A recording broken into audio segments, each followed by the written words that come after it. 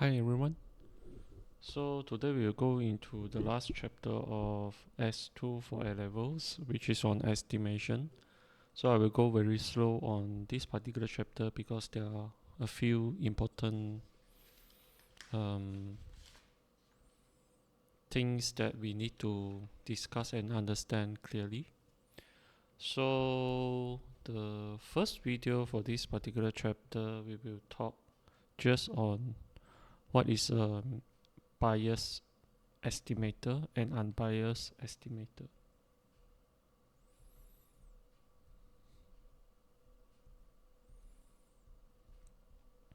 So from the previous chapter, we basically learn how you would, for example,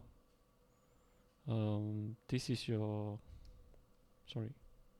So let's say this is your population. So this is your population. Usually, in order for us to test our hypothesis, um, we would have two parameters: the mean and the standard deviation, or in this case, we would be rather using the variance. So, but sometimes it is impossible for us to test the whole population to find out the mean and the standard deviation. What we would do instead is to select all these smaller random patches, so called. So these are the samples, and each of the sample, for example, they will have some um, some random variables associated with it would be, we can calculate, for example, last chapter we basically learn the sample mean and then the sample standard deviation, and we usually use that to sort of like approximate or estimate the mean and the variance for the whole population. So there are two types of estimators. So I will try to derive the whole equation to show you exactly why the standard definition of variance fails as an estimator, and how you would unbias that particular estimator so that it is more accurate when you try to use your standard deviation to estimate the population standard deviation. So let's say you have xi, or this sample.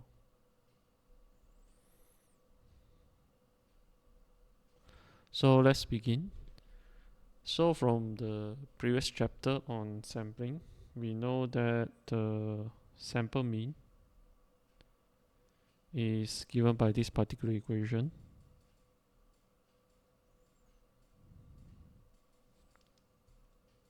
So basically you sum all the random variables and then you take the mean. So let's put this as our first equation. And then we need to also have an estimator for standard deviation. So what we would assume for that particular standard deviation would be having this particular form. So I will write this as s squared.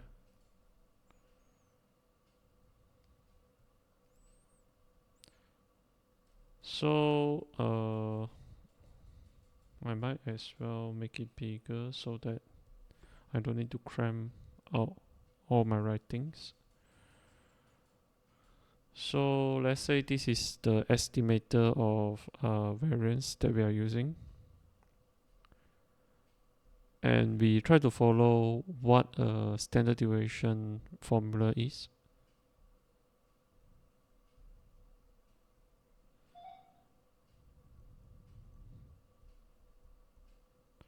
So notice that in this case here I'm not using population mean because what I want to do is to use whatever that I can measure, which is coming from all these samples, to estimate the population variance.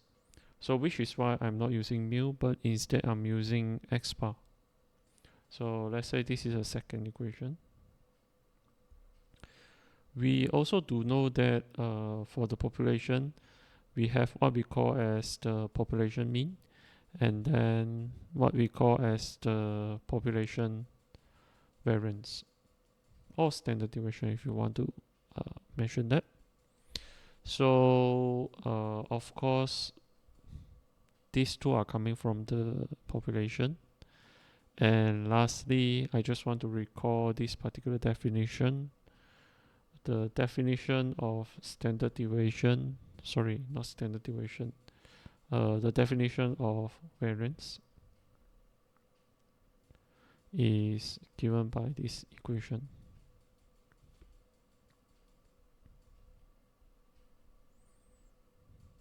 So this is coming from the population. And we know that this equation by itself is also the similar to this equation. So if you don't know, the variance is basically the expected value of x minus mu squared. So let's put this as the third equation. Before we find the estimator, we need to do some conversion to find some identities so that later on we can use it for substitutions. So from equation 1,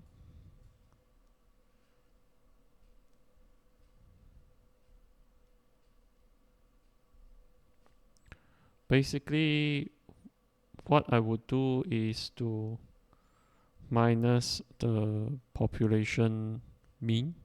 So this gives us a way to compare between the sample mean and the population mean in a sense, but what we are going to use is actually the identity. So if you do that on the left side, on the right side you also do that.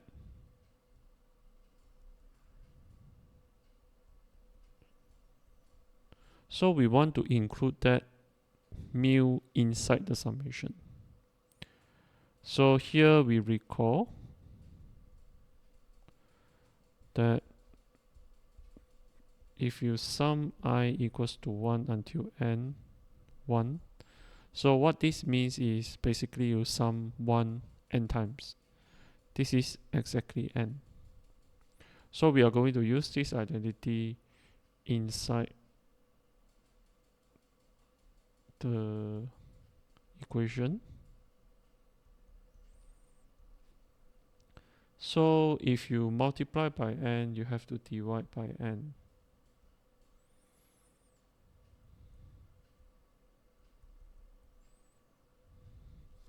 Like this. So then you have a common factor, you can write it out. And then the summation is the same thing. So what you will have is you have effectively this type of summation. So finally, we will state this summation as n multiplied with x bar minus mu. So I list this as equation 4. You will see this summation later on, and this identity will sort of like help us to simplify some expression. So now let's look at how good our definition s squared, which is equation 2, how good it is to estimate the population variance. So we take note that if an estimator is unbiased.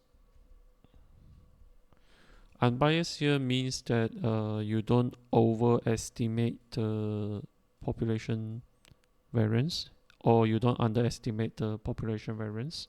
So if an estimator is unbiased, then basically the expected value of that particular estimator should be equals to your variance. So this is somewhat the definition for unbiased estimator. So let's begin. So what we need to study is the expected value of the estimator that we define in equation 2. So what this is basically you have E of the whole thing from equation 2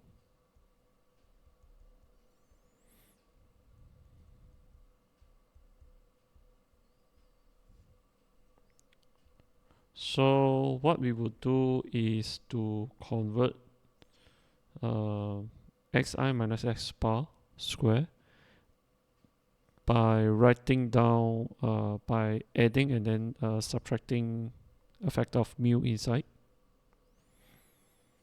So what you will have is something like this.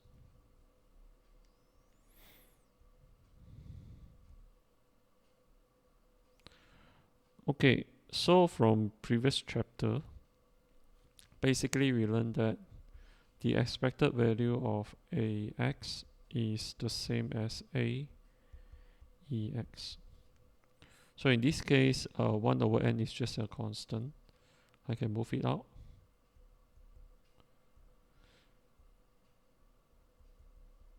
And then I just write down the summation. But this time you need to be slightly careful, because what I'm going to do is to minus a mu term and then plus a mu term. So because of the minus sign outside, so here has to be minus.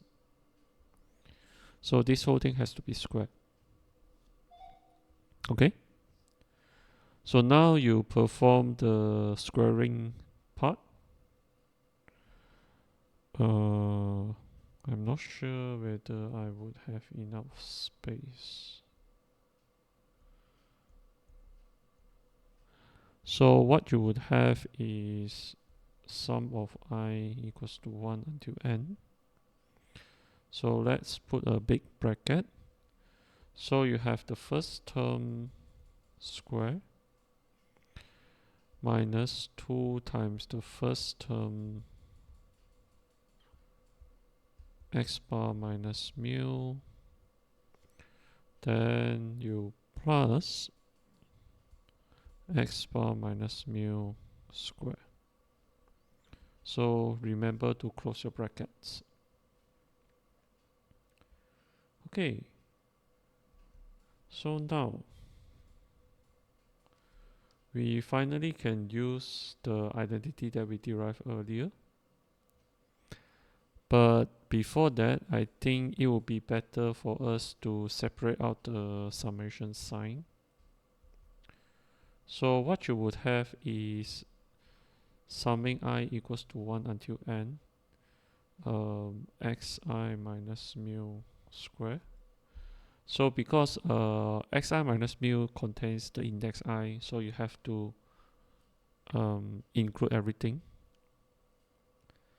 Then for the second summation, you can actually factor out x bar minus mu, because it doesn't contain the index I. However, the other component contains the index I, so you have to put it into the summation. Then the last one, it doesn't contain any index I. So what you would have is something like this. So let's study the term carefully here. So summing I equals to 1 until n xi minus mu, we have equation 4. So this portion, let me just draw this. This portion is equals to n times x bar minus mu. This is coming from equation 4. This part, we already know that this is equals to n. Okay?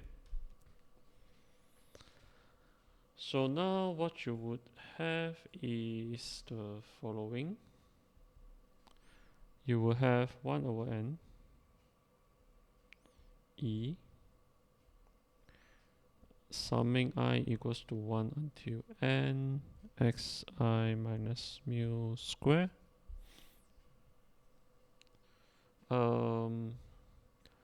So the second term now becomes minus 2n x bar minus mu, the whole thing square.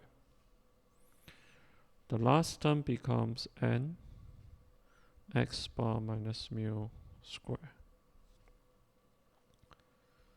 So in the end, what you would have is 1 over n e summing I equals to 1 until n xi minus mu square minus 2n plus 1, so you have minus n.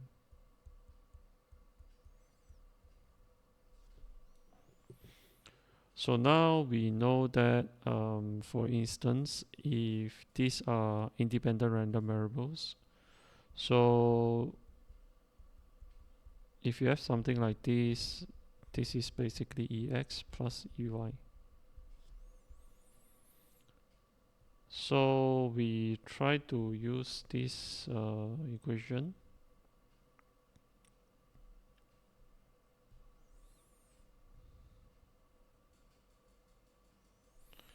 into the first term and the second term. In fact, we are going to use it in the summation as well. So what you will have is 1 over n e summing from 1 equals to n xi minus mu square. So the n you can multiply together, so you will get something like this in the end. Okay? So we continue to use the same idea to here. It's just that this time it is under the summation, and the summation is a big summation because you sum from 1 to n. So what you will have is 1 over n summing from 1 until n e of xi minus mu square. So we put the expected value of the summation. It becomes the summation of all the expected values. So now this part, if you refer back to equation 3, so you will notice that the expected value of something minus mu square would give us the variance. So then automatically speaking, this will be the variance of x bar, because it's the expected value of x bar minus mu square. So compared to equation 3, it is in the same form. So therefore, what we can write is minus the variance of x bar. So x bar is sample mean. From the last chapter on sample mean, we basically know that the variance of sample mean is given by sigma square over n. So this is from last chapter.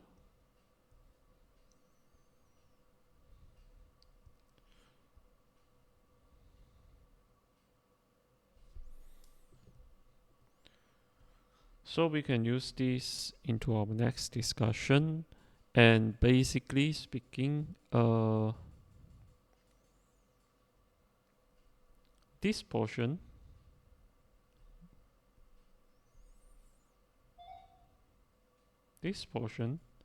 is also of the same form as equation 3. So what you would have right now would be 1 over n, the sum of from 1 until n, all the variance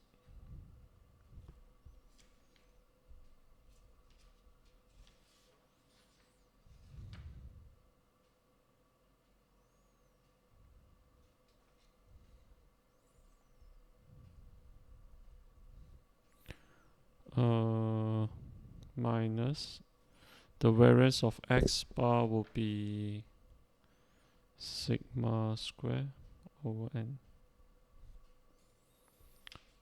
Alright, so until now everything seems to be fine. So now we need to convert the first part into something that we know. So here we state that if all the random variables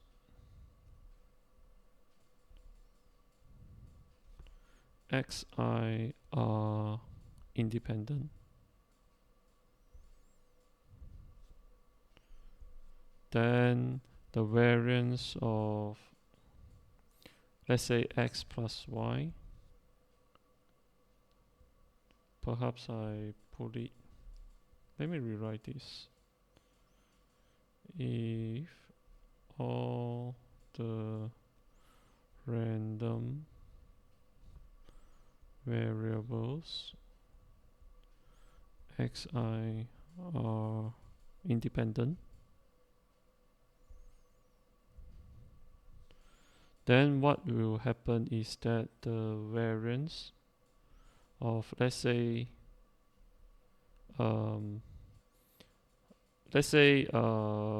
from I think chapter 3 if not mistaken, basically we studied how independent random variables for the variance for independent random variables work. So if let's say x and y are independent, then you can separate this into something like this. So what we are going to do is to apply the same formula over here. So then so now following this particular equation,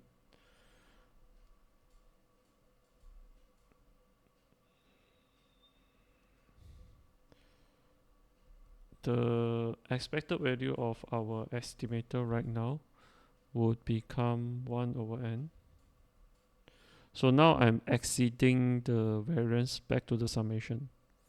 So I would have the variance of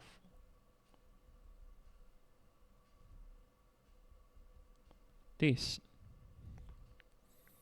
minus sigma square over n. So I'm doing the reverse process. Instead of putting into the summation, I'm pulling the variance outside of the summation. So what is the benefit of doing this? So we also know that the variance of ax is a square, the variance of x. What we are going to do now is to multiply n over here, so that we can multiply n at the bottom to cancel out the effect of n. And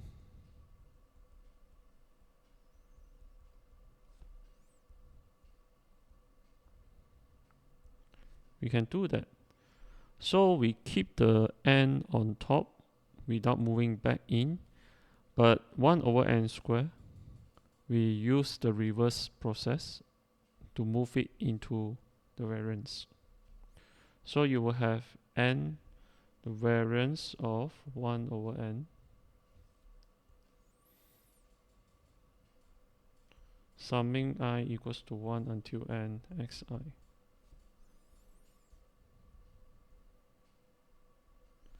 And what is summing I from 1 to n xi divided by n? That will be your equation 1, x bar. So you will get n variance of x bar minus sigma square over n. And we know what is the variance of x bar. That is the variance of your sample mean. So it means you have n sigma square over n minus sigma square over n. So when you simplify this, you find that this is equals to 1 minus 1 over n sigma square. So it means that this particular estimator that we have is biased because it doesn't equals to sigma square. So how can we fix this? To do this, we would want to find the so-called unbiased estimator.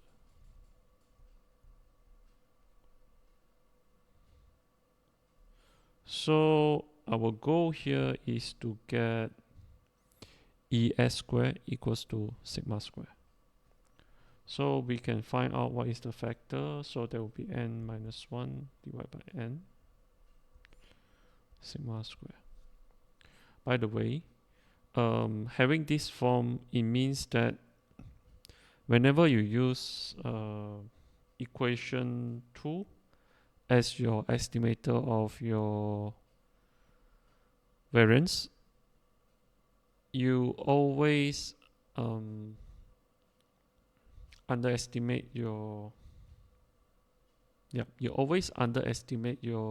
variance because this particular value is smaller than sigma square, which is why this bias estimator is not a good estimator. So what you would do is to consider cancelling that n minus 1 divided by n term. So what you can do is to multiply with this constant. We are still using the original definition of S2, but what this does is basically, if you remember, E of AX equals to AEX. So we are using this particular fact over here.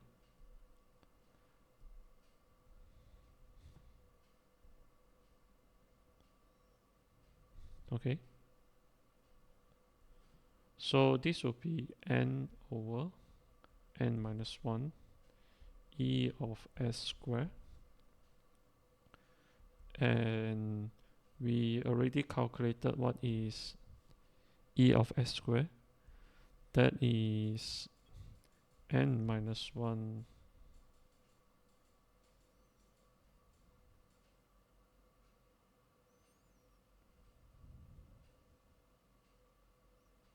wait.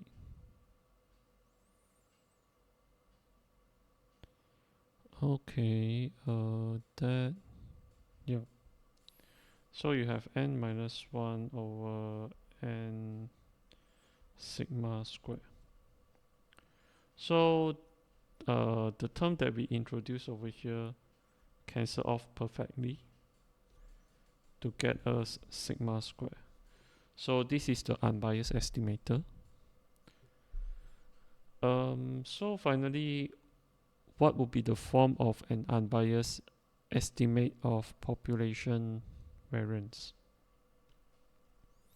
So you just multiply n over n minus 1 with the definition of s squared, which is 1 over n, summing I equals to 1 until n, xi minus x bar square.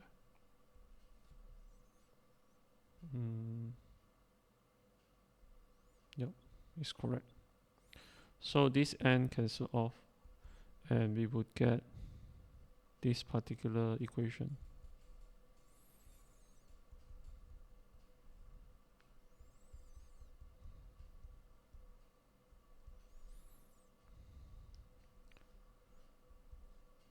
So this equation is what we call as the unbiased estimate of population variance.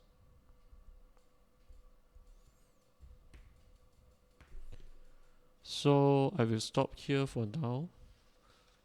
So this particular chapter, like I said, I will go quite slow because there are a few sort of like important concepts that I think is good to know. Alright, thank you.